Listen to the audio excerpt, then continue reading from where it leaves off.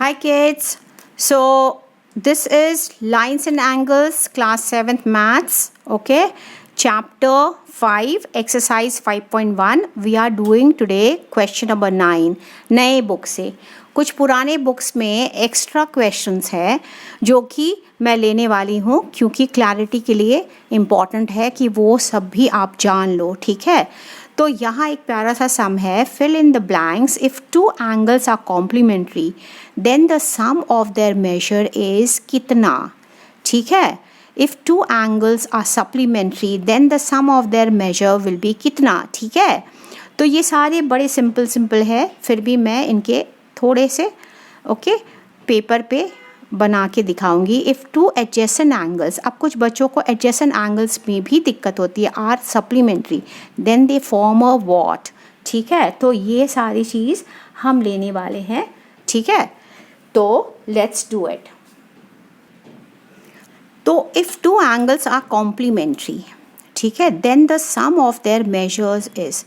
Complementary मतलब क्या हुआ कि जैसे मैं समझाई थी कि दोनों एंगल, अगर ये एंगल एक है, ठीक है, एक एंगल ये है, कोई भी रैंडम एक एंगल ले लो, ठीक है, तो ये एंगल एक हो गया. ठीक है. ये चलो 50 डिग्री का है, तो इसका कॉम्प्लीमेंट्री क्या होगा, कॉम्प्लीमेंट्री एंगल क्या होगा. यानी इनडायरेक्टली मैंने ये पूछ रहा है कि इसमें क्या जुड़ेगा कि 90 डिग्रीज बन जाएगा. ठीक है. तो ये हो गया इसका कॉम्प्लीमेंट्री एंगल, या फिर इसका कॉम्प्लीमेंट ये है. तो ये पूछ रहा है कि इफ़ टू एंगल्स, ये और ये, तो इसका कॉम्प्लीमेंट अगर मेंटली जोड़ो तो ये दोनों मिला के 90 डिग्रीज है. तो बच्चे ये कितना होगा, 40 degrees. Am I right. So 50 + 40 is equal to कितना, 90 डिग्रीज ना. तो इफ़ टू एंगल्स, ये एंगल और ये angle, then the sum of their measures is 90 degrees. Correct कि नहीं. If two angles are supplementary, अब समझो सप्लीमेंट्री यानी चलो फिर से एक हम एंगल ले लेते हैं, रैंडम एक एंगल ले लेते हैं. कौन सा एंगल ले बताओ. ठीक है. चलो इसको ले लेते हैं 70 डिग्रीज. Am I right. तो ये कह रहा है कि इसका सप्लीमेंट्री एंगल क्या होगा, या फिर इसका सप्लीमेंट क्या होगा. यानी सप्लीमेंट्री एंगल्स दोनों ही जुड़ते हैं तो क्या बनता है, 180 डिग्रीज. यानी 180 डिग्रीज बनता है. तो 70 में हम क्या जोड़ेंगे, हम क्या जोड़ेंगे कि 180 डिग्रीज बन जाए. यस. तो 70 में 110 डिग्रीज जब जुड़ेगा तो क्या बन जाएगा, 180 डिग्रीज. यानी if two angles are supplementary then the sum of their measures कितना हो जाएगा, 70 + 110 यानी 180. M I right. सप्लीमेंट्री का यही होता है कि एक कोई भी एंगल बनाओ, यानी आप अगर सोचो तो अगर आप ऑब्ट्यूज भी बनाते, ठीक है, ये एंगल बनाते, चलो ये एंगल बना लेते हैं, ये ऑब्ट्यूज बनाते, तो भी इसका सप्लीमेंट्री क्या होता, हम इस लाइन को प्रोड्यूस करते और फिर अगर सपोजिंग ये हम बना लेते से 120 डिग्रीज, तो ये क्या होता, ये बताओ क्या होता. यहाँ से जोड़ते हम 0, 10, 20, 30, 40, 50, 60. M I right.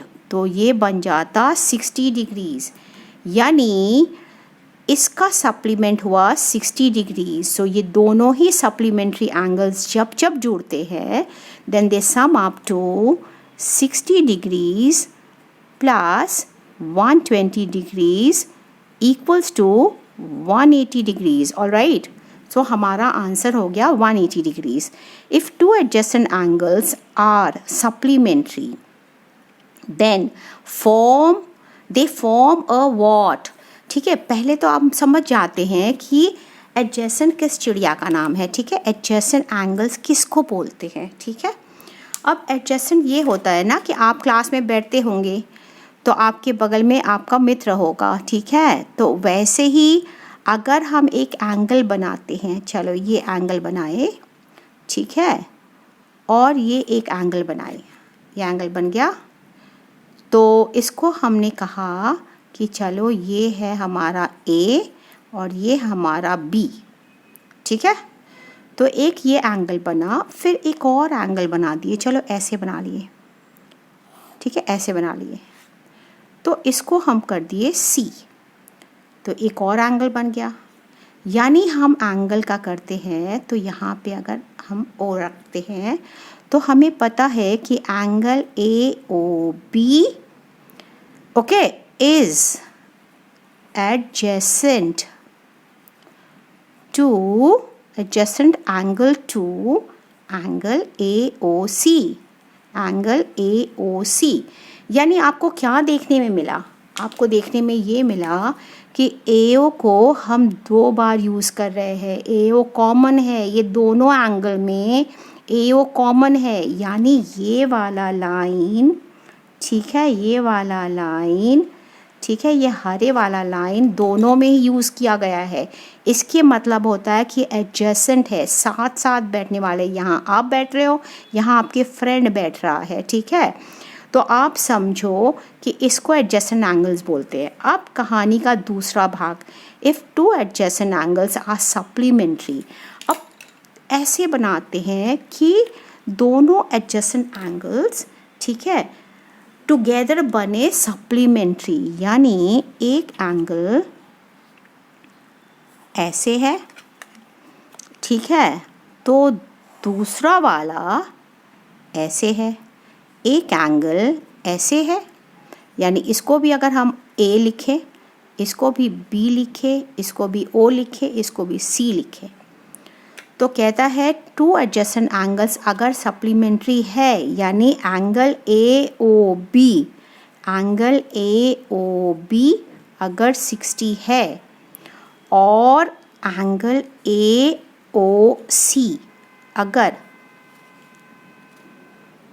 120 डिग्रीज़ है, ठीक है, 120 डिग्रीज़ है, और AO प्रूव करता है कि ये दोनों ओके एडजेसेंट एंगल्स है। यानी इनके आर्म्स जो है, इनको आर्म्स कहते हैं, ये दोनों ओके में AO आर्म्स कॉमन है इन दोनों एंगल्स में, ठीक है। तो if 2 adjacent angles are supplementary, अगर ये सप्लीमेंट्री है तो इन दोनों को हम क्या कहते हैं? हम ये कहते हैं इनको linear pair. M I right? इसको क्या कहते हैं हम? लीनियर पेयर करते हैं या सप्लीमेंट्री बोलते हैं।